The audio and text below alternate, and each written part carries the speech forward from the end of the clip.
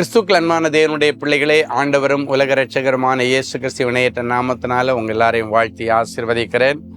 இந்த ஜனவரி மாதம் 25ஆம் தேதி மங்கள வார்த்தை நிகழ்ச்சி மூலமாக உங்கள் எல்லாரையும் நேரடியாக உங்கள் வீடுகளில் பார்க்குறது எனக்கு ரொம்ப சந்தோஷம். கர்த்தர் உங்களை ஆசீர்வதிப்பாராக. சரி, இன்னைக்கு நமக்கு என்ன மங்கள வார்த்தை ஆண்டவர் வச்சிருக்கிறாரு? ஆசையோடு எதிர்பார்த்து கொண்டிருக்கிற தேவனுடைய பிள்ளைகளே, ஏசாயா 54:17 உனக்கு விரோதமாய் உருவாக்கப்படும் எந்த ஆயுதமும் வாய்க்காதே போகும். உனக்கு விரோதமாய் உருவாக்கப்படுகிற எந்த ஆயுதமும் இனி வாய்க்காதே போகும். இந்த வசனத்தை என் கூட சேர்ந்து நெஞ்சில் கையை வச்சு சொல்லுங்க. எனக்கு விரோதமாய் உருவாக்கப்பட போகிற எந்த ஆயுதமும் இனி வாய்க்காமல் போகும்படி செய்ததற்காய் உமக்கு நன்றி.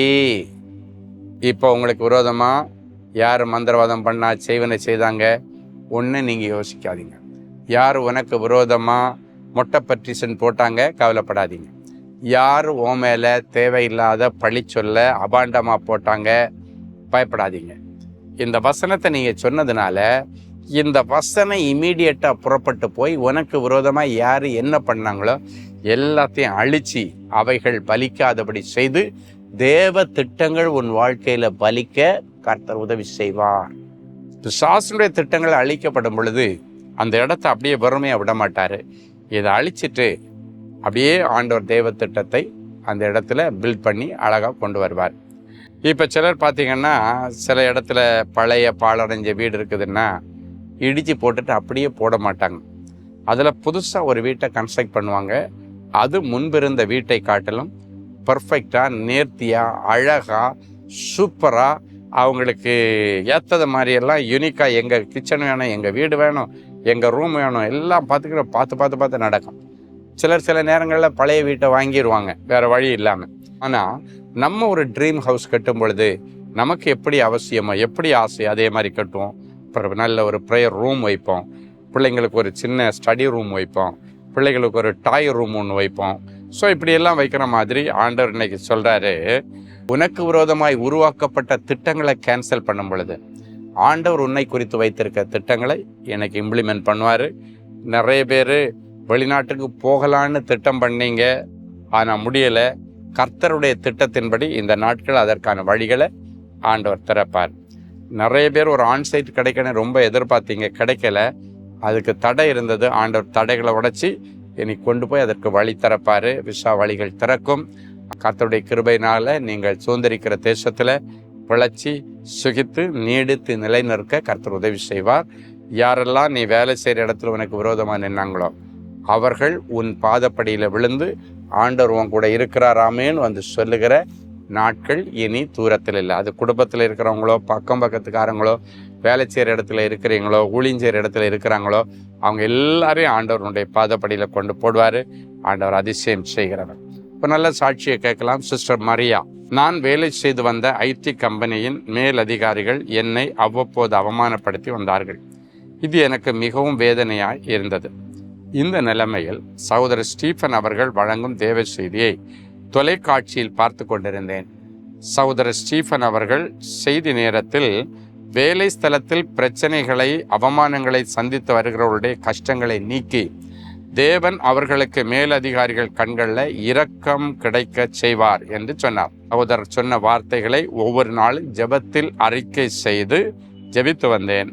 சகோதரர் ஸ்டீஃபன் அவர்கள் சொன்னபடியே கர்த்தர் என்னுடைய மேல் அதிகாரிகளிடம் பேசி அவர்கள் கண்களில் எனக்கு இரக்கம் கிடைக்க செய்தார். அலுவலகத்தின் மேல் அதிகாரி என்னை அழைத்து நான் செய்த வேலைகளை குறித்து பாராட்டு தெரிவித்தார். இன்னைக்கு பிறகு அப்படி தான் நடக்கும். ஜெபத்துக்கு முன்னால் ஒன்று இருந்துச்சு, சூழ்நிலை அந்த ஜெபத்துக்கு பிறகு அப்படியே மாறிட்டு உங்களுக்கு இந்த ஜெபத்துக்கு பிறகு மாறும். எத்தனை பேர் என் கூட சேர்ந்து ஜெபிக்க ரெடியாக இருக்கிறீங்க?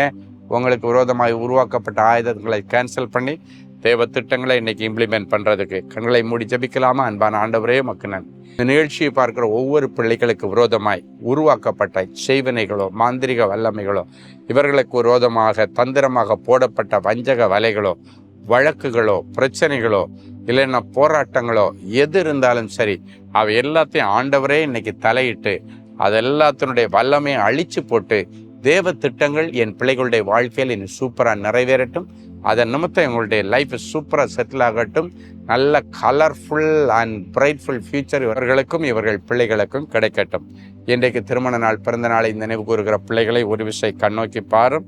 ஆண்டவருடைய வசனத்தின்படி உன் செய்கைக்கு தக்க பலனை கர்த்தர் உனக்கு கட்டளையிடுவாராக என்ற வார்த்தை இந்த வருஷத்தில் அப்படியே அவர்களுக்கு நிறைவேறட்டும்.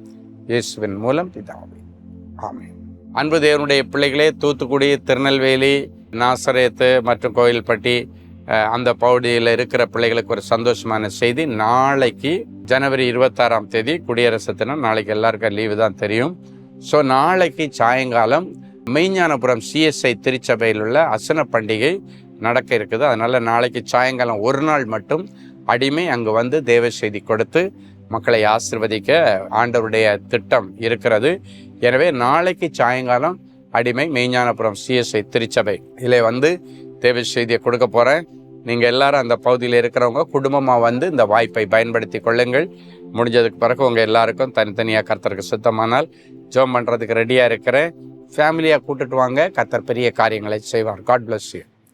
அன்பு தேவனுடைய பிள்ளைகளே, இந்நிகழ்ச்சியின் மூலம் நீங்கள் பெற்றுக்கொண்ட ஆசீர்வாதங்களையும் உங்கள் ஜெப விண்ணப்பங்களையும் அனுப்ப வேண்டிய முகவரி: தேவனின் அன்பு ஊழியங்கள், Vinayak avenue, OMR road, Okkiyam, Thoraipakkam, Chennai 600097. மேலும் 24 மணி நேர ஜெப உதவிக்கு 04424547999 மற்றும் 9941150999 என்ற எண்களுக்கு தொடர்பு கொள்ளுங்கள்.